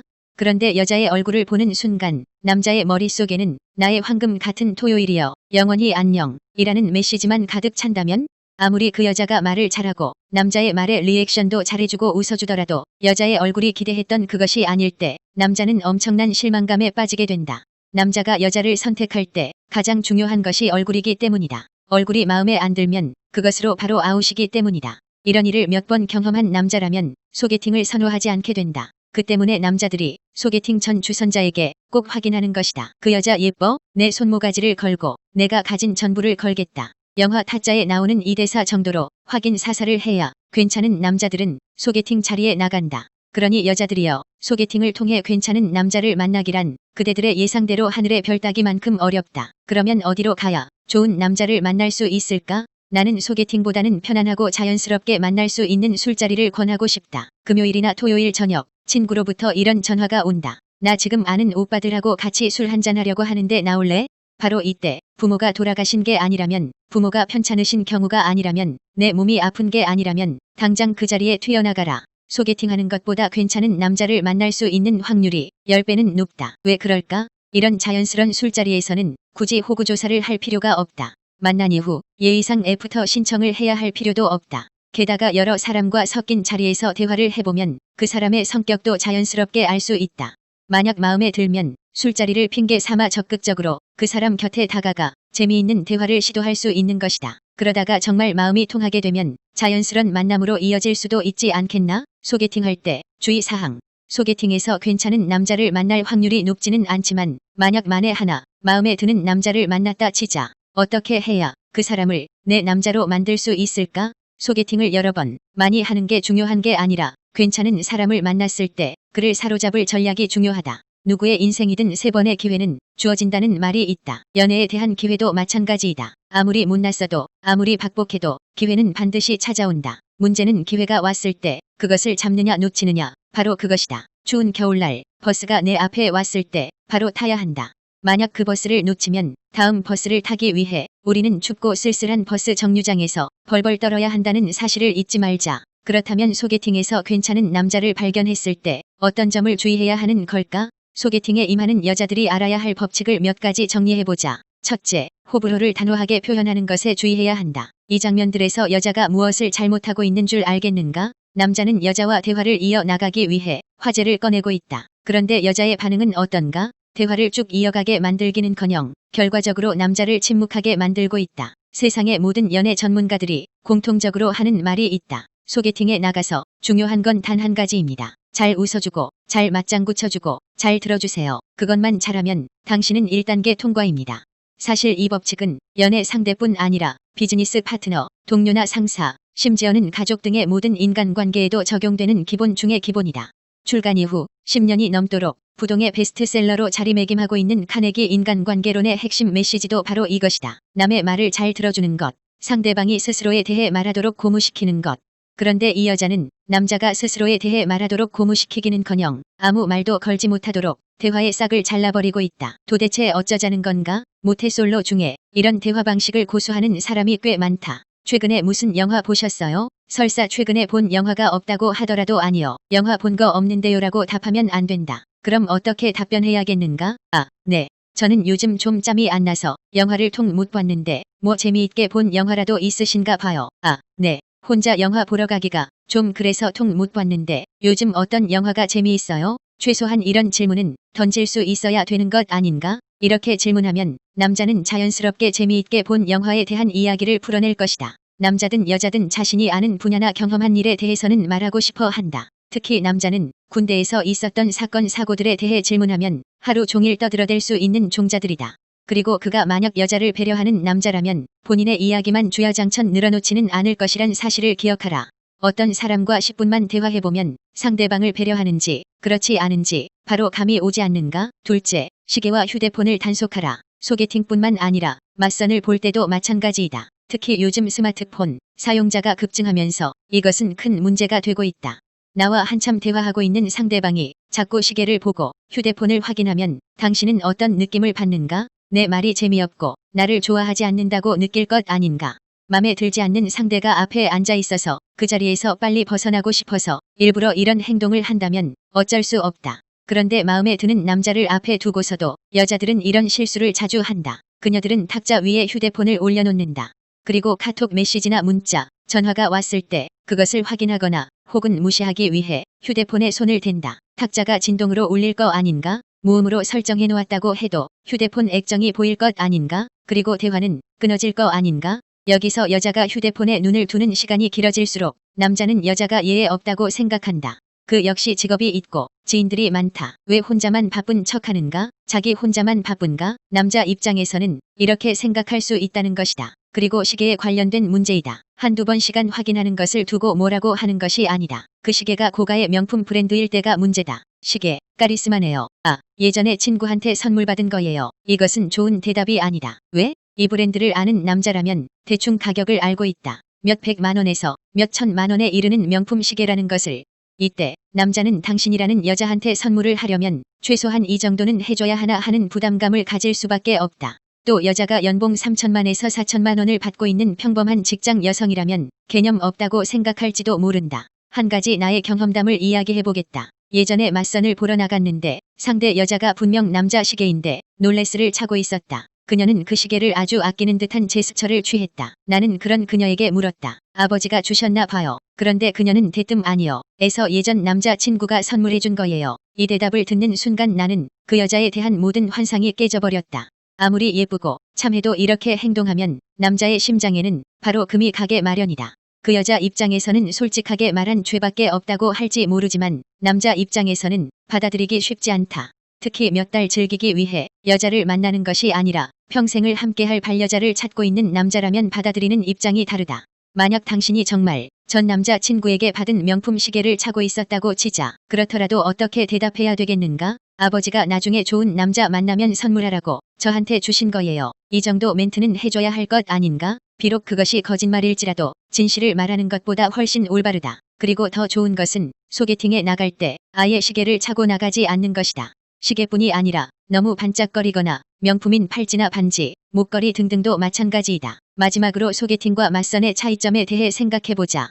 맞선은 주로 집안 어른들이 주선한다거나 집안 대집안으로 하는 경우가 많기 때문에 마음에 들지 않아도 예의상 한 번은 더 만나야 한다. 또 같은 이유로 마음에 내키지 않더라도 좋아하는 척, 관심 있는 척 매너를 지켜줘야 한다. 그런데 소개팅은 상대적으로 자유롭다. 물론 이 경우에도 주선자의 입장이 있기 때문에 함부로 하지는 못하지만 어차피 처음에 마음에 안 들면 끝이다. 그러므로 첫 만남에 그가 마음에 들었다면 그날 그의 마음을 사로잡아야 한다. 그렇지 않으면 두 번 다시 기회가 없을지도 모르기 때문이다. 그리고 남자가 먼저 적극적으로 다가와야 만나지 하는 수동적인 사고방식은 버려라. 시대가 이미 바뀌었다. 그가 정말로 마음에 든다면 이번 기회를 놓쳐버리면 두고두고 후회할 것 같은 느낌이 든다면 적극적으로 행동해도 괜찮다. 한 번 사는 인생, 좋아하는 사람에게 말 한 번 못해보는 것보다는 낫지 않은가? 남자에게 관심이 있다는 마음을 적극적으로 표현해라. 자신에게 관심이 있는 여자라면, 그런데 그 여자가 폭탄이거나 정말 아닌 경우가 아니라면 분명 남자는 반응을 보일 것이다. 그리고 두 번째 만남으로 이어질 것이다. 왜 이렇게 자신 있게 말하는 줄 아는가? 남자는 상대방 여자가 정말 아니라고 판단하면 본인이 알아서 정리를 한다. 괜히 그 남자가 왜 연락을 안 할까 하고 고민할 필요가 없다는 말이다. 주선자에게 그 남자가 자신을 어떻게 생각하는지 물어볼 필요도 없다. 그것이 오히려 자존심 상하는 일이다. 가만히 있어도 알아서 남자들이 접근할 만큼 예쁜 여자들이 있다. 당신이 바로 그런 유형인가? 만약 그런 유형이 아니라면 괜히 도도한 척, 아닌 척 마음을 숨길 필요가 없는 것이다. 결혼정보업체?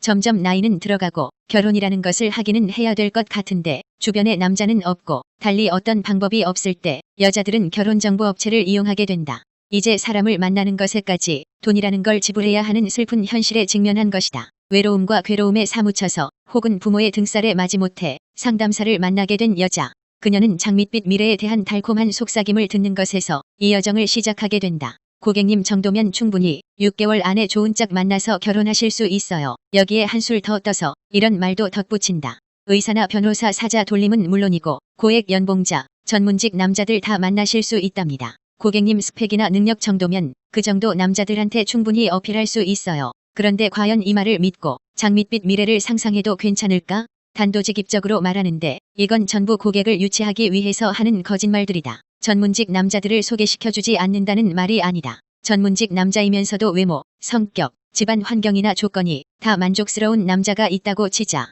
당신이라는 여자가 그런 남자를 사로잡을 매력을 갖고 있다고 확신하는가? 또 한 가지가 더 있다. 직업만 전문직일 뿐이지 다른 조건들이 다 괜찮은 남자가 나올 확률이 얼마나 되겠는가? 개원한 의사, 잘나가는 사업가, 로펌 변호사 등등의 전문직 종사자면 뭐 하겠는가? 느낌이 안 오면 말짱 도루묵이다. 그렇지 않은가? 결혼정보업체에 가입한다고 해서 100% 좋은 남자를 만난다는 보장은 없다. 이것은 나의 편견이 아니라 실제로 그렇다. 내 마음에 쏙 드는 괜찮은 남자 같은 경우에는 결혼을 하려고 나온 것인지 연애만 하려고 나온 것인지 헷갈리는 경우가 대부분이다. 또 정말 여자에 대해서 전혀 모르는 데다 외모까지 촌스러운 남자들의 경우에는 이러니까 결혼정보업체에 가입했구나 하는 소리가 절로 나온다. 그러니 결혼정보업체를 이용하려면 지나친 기대를 버리고 시작하기를 바란다. 그리고 이곳에서는 자신과 같은 스펙의 남자를 만나는 것이 안전하다. 여자들은 100이면 100, 자기보다 공부도 더 많이 하고 돈도 더 많이 벌고 집안도 더 좋은 남자를 만나고 싶어 한다. 겉으로는 자신은 그런 거 안 따진다고 하는 여자들도 마음속 깊은 곳에는 그런 욕구가 분명히 있다. 그렇지 않겠는가? 어린 시절부터 신데렐라 같은 동화책을 읽고 자라는 여자들이 백마탄왕자를 그리워하는 것은 당연한 일이다. 이걸 굳이 남성 중심 사회가 만들어낸 판타지라고 비판할 수는 없는 일이다. 인간이라는 게 원래 그렇다. 괜찮은 사람에게 사랑받고 싶은 욕망, 그게 뭐 나쁜 것은 아니니까. 또한 결혼정보업체에 몇백만 원을 투자해서 가입했는데 본전 뽑고 싶은 생각이 왜 안 나겠는가? 하지만 입에 단 음식이 몸에는 안 좋을 수 있다는 사실을 명심해라. 나보다 월등히 잘난 남자가 나를 만난다면 그에게는 분명 그럴 만한 이유가 있다. 나보다 월등히 잘난 남자란 어떤 남자일까? 이를테면 나는 28살에 연봉 3천만 원을 받는 평범한 회사원인데 결혼정보업체에서 소개해준 남자는 34살에 연봉은 1억 원을 훌쩍 뛰어넘는 변호사라고 해보자. 그는 얼굴도 잘생겼고 키도 어느 정도 크고 스타일도 좋고 집안도 좋고 유머 감각도 있다. 그런 남자와 당신이 만났다. 과연 아무런 결격 사유가 없는 그런 남자가 당신을 좋아할 수 있을까? 그 남자는 자기보다 훨씬 스펙이 떨어지는 여자를 순수하게 좋아할 수 있을까? 당신이 김태희나 송혜교 정도의 미모를 갖고 있다면 그럴 수도 있다. 그러나 그게 아니라면 순수하게 두 사람이 이어질 확률은 현격히 떨어진다. 남자도 여자와 마찬가지로 자기와 비슷하거나 자기보다 능력이 더 괜찮은 여자를 원하기 때문이다. 이런 남자의 경우 결혼정보업체에서 소개해주는 여자마다 오케이 사인을 보낼 것이고 그럴수록 눈은 점점 높아지고 욕심도 커질 것이다. 남자들은 지나간 여자들을 추억하면서 이런 판타지를 꿈꾸기도 한다. 얼굴은 학교에서 만나서 사귀었던 그 여자애가 제일 예뻤고 몸매나 스타일은 몇 년 전에 사귄 모델 여자친구가 제일 좋았고 성격이나 인생관은 소개팅으로 만났던 여자가 제일 좋았는데 그러니 많은 여자들이 선망하는 그는 이미 여자에 대해 아주 높은 자기만의 기준을 갖고 있을 것이다. 그렇다면 어떻게 해야 하는 것일까? 어차피 결혼을 목표로 결혼정보업체에 등록했고 자신보다는 훨씬 잘난 남자를 만나고 싶다면 그것만 생각해야 한다. 즉, 너무 많은 것을 바라지 말라는 것이다. 나보다 더 좋은 조건이 기준이라면 그 외 다른 기준에서는 욕심을 버려야 한다. 단순하게 생각해라. 남자의 외모, 키, 스타일 등등의 부분에서는 너그러워져야 한다. 능력 좋은 남자를 만나서 직업 노동에서 해방되어 전업주부로 살고 싶다는 욕망만 생각한다면 의외로 쉽게 해결될 수 있는 문제이다. 그리고 그것이 목표라면 잘 이용할 수 있는 것이 결혼정보업체이다. 그런데 이렇게 말하는 여자들이 있다. 저는 키만큼은 절대적으로 포기 못해요. 그렇게 외모나 스타일, 키가 중요하다면 능력은 1순위로 생각하면 안 된다. 그냥 나 정도의 연봉을 받는 남자와 만난다고 생각하면 된다. 내가 연봉이 3천만 원이라면 남자도 3천만 원 받는 수준에서 고르라는 말이다. 특히 결혼이란 조건보다는 내가 사랑하는 사람을 만나는 게 중요하다고 생각하는 여자들이여 자신과 비슷한 처지의 남자를 만나보고 그중에 마음에 맞는 사람을 택하시라. 결혼정보업체를 이용할 때 주의사항. 첫째, 여자에 비해서 남자의 숫자가 턱없이 부족하다는 사실을 알아야 한다. 통계청의 최근 남녀 인구 비율은 남자 105 대 여자 100이다. 인구수로 보면 남자가 많다는 말이다. 하지만 이것도 지역적인 편차가 심하다. 무슨 말이겠는가? 지방 중소공업도시 같은 경우에는 남자의 비율이 많고 서비스업이나 각종 문화예술 쪽 사업이 발달된 곳은 여자가 많다. 대한민국 전체 인구를 보면 남자가 많을지 몰라도 도시마다 남녀의 인구 비율은 역전되는 경우가 종종 발생한다. 20년 전 경북의 섬유단지 중심의 도시에서는 이런 말도 나왔다. 이 도시에서 태어난 남자는 7푼이라도 장가는 잘 갑니다. 그만큼 지역적인 편차가 중요한 것이지 남자와 여자의 전체 인구 통계가 중요한 것이 아니란 말이다. 이런 말을 왜 하겠는가? 바로 결혼정보업체에 등록된 남녀의 비율이 그렇다. 남자의 숫자가 턱없이 부족하다. 왜 그렇겠는가? 이것은 남자와 여자의 심리적인 차이 때문이다. 여자들은 대체로 좋은 남자를 선택하기 위해 돈을 낸다는 것을 자연스럽게 받아들이지만 남자들은 그런 인식이 부족하다. 그러다 보니 남자의 비율이 떨어지는 것은 당연하다. 이 현상은 메이저급 업체든 군소업체든 비슷하게 나타난다.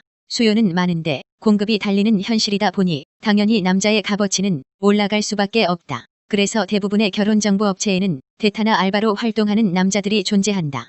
업계의 관계자들이야 그런 것은 절대 없고 좋은 남자들이 많다고 홍보하겠지만 사실은 그렇지 않다. 실제로 나의 지인은 케이블 방송의 짝짓기 프로그램에 한 번 출연한 이후 결혼정보업체로부터 가입 권고, 대타 권고 전화를 받은 적이 많았다. 또 다른 지인은 경제 잡지 쪽에 인터뷰가 실린 적이 있었는데 그 뒤로 계속 결혼정보업체로부터 전화를 받고 있다고 한다. 둘째, 자발적으로 돈을 주고 회원 가입을 한 남자들의 상태와 생각을 점검해 볼 필요가 있다. 여러 가지 이유가 있겠지만 크게 두 가지로 나뉜다고 보면 된다. 여자를 사귀고 싶어도 인간적인 매력, 남자다운 매력이 없어서 연애가 잘 안 되는 경우, 그리고 노블레스들이다. 전자는 만나봐야 결혼할 남자로 보기가 힘들고 후자는 자신과 같은 수준의 여자를 만나려고 하는 케이스라 보면 된다. 이것이 현실이다. 그런데 어떻게 결혼정보업체를 통해 내 맘에 딱 맞는 상대를 만날 수가 있겠는가? 셋째, 커플 매니저의 말을 잘 들어라.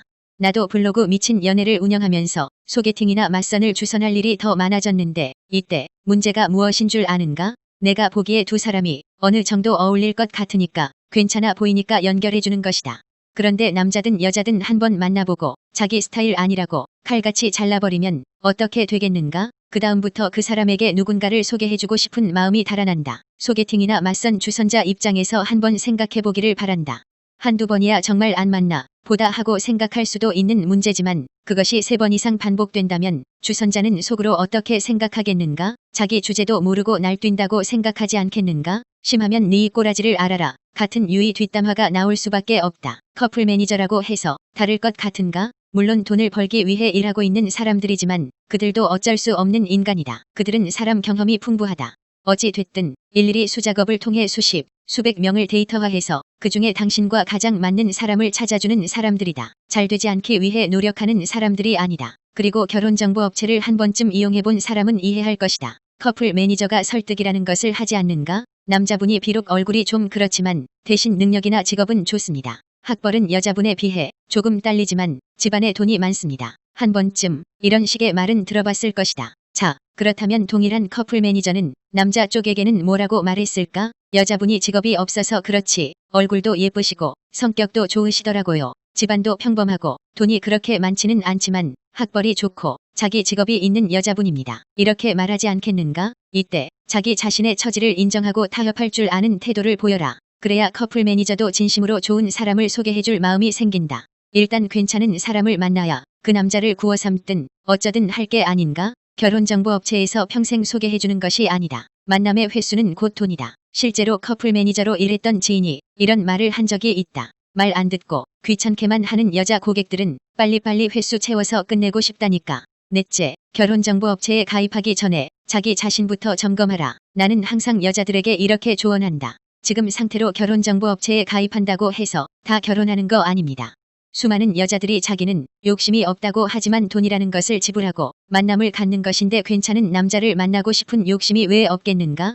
실제로 이런 현실을 결혼정보업체에서도 잘 알고 있기 때문에 처음에 한두 번은 꼭 괜찮은 남자들 위주로 소개해주는 경향이 있다. 왜? 환불운운하고 홍보하는 것하고 다르다고 컴플레인하면 곤란해지니까. 그런데 그 기회가 주어진다고 다 결혼하게 될까? 알바든 대타든 실제 가입을 한 남자가 나오든 중요한 것은 그 남자가 마음에 들었을 때 당신이 작업을 할 줄 알아야 한다는 것이다. 작업의 기술, 즉 연애의 기술을 미리 익혀야 한다. 당신이 결혼정보업체에 가입하기 전에는 남자를 안 만났는가? 주변에 남자도 있고 한 번 이상은 연애도 해봤을 거 아닌가? 그런데 결혼까지 이어지지는 못했다. 그런데 그러던 당신이 결혼정보업체에 가입했다고 해서 갑자기 확 달라지겠는가? 달라질 수가 없다. 왜? 남자들이 보는 눈이나 느끼는 감정은 기본적으로 비슷비슷하다. 그렇지 않은가? 여자들이 좋아하는, 결혼하기를 원하는 남자의 모습이 비슷비슷하듯 남자도 마찬가지이다. 남자가 좋아하는 여자로 변신한 이후 결혼정보업체에 가입해라. 당신이라는 여자도 지금까지 수많은 남자들을 만나봤고 그 남자에 대한 어떤 느낌을 받을 게 아닌가.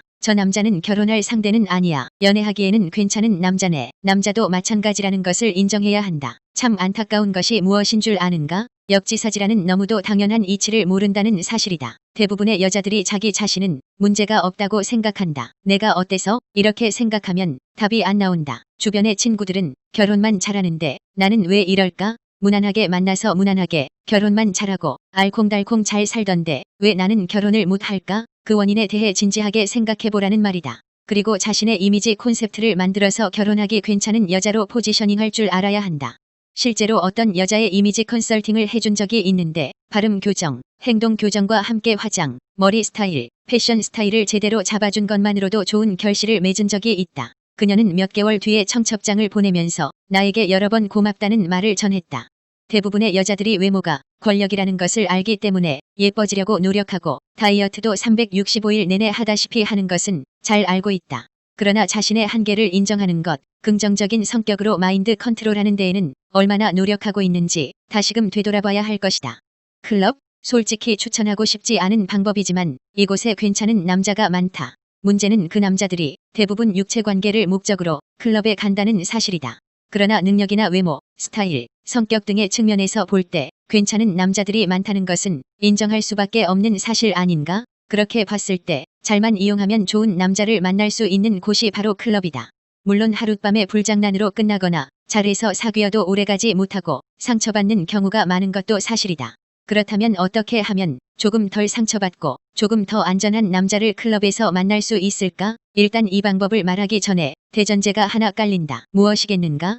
여자가 외모나 스타일이 되지 않는다면 백날 클럽에서 죽순이처럼 산다고 해서 남자가 생기는 것이 아니다. 금요일 밤이나 토요일 밤 서울의 유명한 클럽 혹은 나이트 클럽에는 예쁘고 늘씬한 여자들이 넘쳐난다. 다들 눈이라는 것이 있을 거 아닌가? 어차피 클럽이나 나이트 클럽에서는 그 여자가 얼마나 성격이 좋고 스펙이 좋고 능력이 좋은지에 대해서는 관심이 없다. 오로지 그 여자가 얼마나 예쁘고 섹시하고 춤을 잘 추는지 얼마나 스타일이 좋은지 등등에만 관심이 있을 뿐이다. 그렇지 않은가? 그러므로 자신이 여기에 해당되지 않는다고 생각한다면 이 장은 바로 스킵하기를 바란다. 이것은 여자가 남자를 선택할 때도 마찬가지이다. 젠틀해 보이고 키도 크고 스타일도 좋고 외모도 훈남이고 몸매도 좋은 남자들한테 끌리는 것은 어쩔 수 없는 것이다. 찌질해 보이고 촌스러워 보이고 답답해 보이는 남자가 아무리 좋은 술을 마시고 아무리 괜찮은 클럽 룸에 자리를 잡고 있다고 한들 무슨 소용이 있겠는가? 여자들이 그런 남자에게 관심을 두겠는가?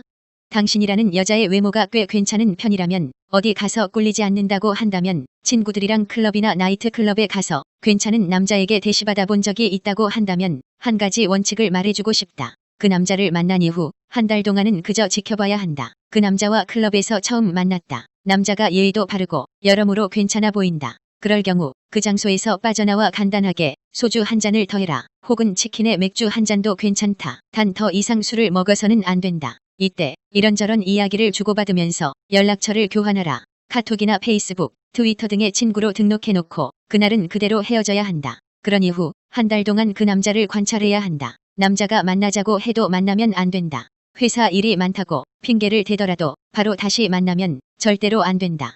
계속 연락만 주고받으면서 그 남자가 어떤 사람인지 그리고 당신이라는 여자를 어떻게 대하는지 살펴봐야 한다. 카톡, 카스를 살펴보면 어떤 사람인지 대충 알 수 있다.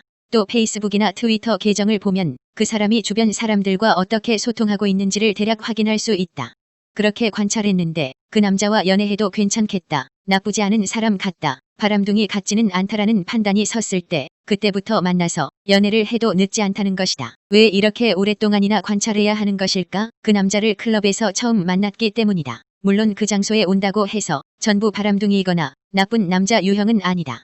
문제는 남자 입장에서도 당신이라는 여자에 대해 똑같은 선입견을 가질 수 있다는 것이다.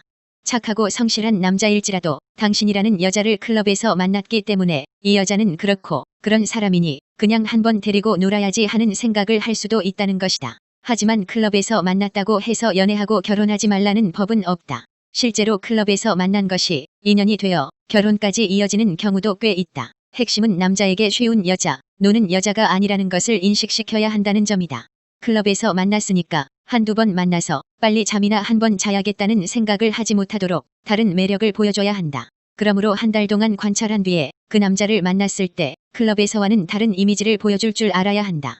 클럽에서 처음 만났을 때 육체적 매력을 발산했다면 그 이후 만남에서는 지적인 모습 혹은 일적으로 프로다운 모습 등등을 보이면 된다. 그랬을 때 그 남자는 클럽에서 만난 여자라는 딱지를 떼고 당신을 바라보게 될 것이다. 클럽에서 남자를 만날 때 주의사항. 6년 전 미국에 갔다 온 후에 오랜만에 고향인 부산의 친구들을 만나서 술 한잔을 하게 되었다. 그때 남자 3명이 어울려 부산의 한 나이트클럽에 가게 되었는데 부킹으로 여자 3명이 들어왔다. 그날 대뜸 한 친구가 다른 친구에게 이렇게 말했다. 나 요즘 사고 싶은 것이 많아서 미치겠다. 야, 너는 돈 좀 작작 써라. 한 달 카드 값이 3천만 원이 뭐냐. 아무리 한 달에 1억 넘게 번다고 해도 나는 내 귀가 의심스러웠다. 아니 저것들이 둘이서 무슨 소설을 쓰고 있나? 하지만 친구들은 의아해하는 내 반응은 개의치 않고 연기를 척척 해냈다. 뭐 하겠냐. 돈 벌어서 사고 싶은 거 사고 먹고 싶은 거 먹으려고 버는 거 아냐. 그 말은 맞다. 이 대화를 들은 한 여자가 관심을 보이며 물었다. 오빠 뭐 하는 분인데요? 나 아버지 회사 물려받아서 경영하고 있어. 회사 규모가 큰가 봐요? 아냐. 별로 안 커. 직원이 한 300명 되나.